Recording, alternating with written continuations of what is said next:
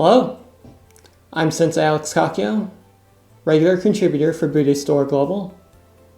Thanks for joining me for this episode of The Ordinary Buddhist. The title of today's talk is Acceptance is Transcendence.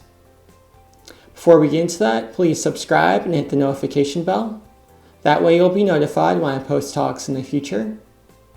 If you wouldn't mind hitting the like button, that'd be great too. The Pure Land Buddhist minister, Reverend Gyalme M. Kubose, once famously said, "Acceptance is transcendence," when speaking on the topic of suffering. But what did he mean by that? Should we simply allow ourselves to be abused in the face of suffering? Of course not. But what he was recommending is that we have a grown-up and realistic view of the world and how it works. The Buddhist sutras tell us that there are three objects that result in all the suffering in samsara. They are greed, anger, and ignorance, also known as the three poisons.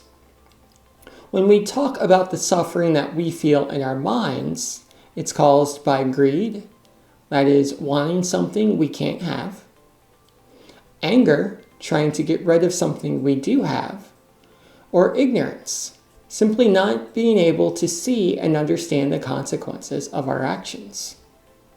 When Reverend Gyalme said acceptance is transcendence, he's simply reminding us that if we practice acceptance towards this present moment, be it good, bad, or neutral, we can either eliminate or greatly reduce the suffering that we experience as a result.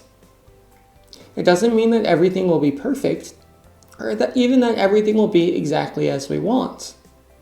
But what it does mean is we don't add fuel to the fire of the three poisons. If we practice acceptance, our greed, our anger, and our ignorance will die away, and we're able to deal more skillfully with what's in front of us, thus reducing the suffering in our own minds and reducing the suffering we cause for others. When we accept the hardships and the suffering of life, we're able to transcend them and use them as fuel for our enlightenment. Amitabha.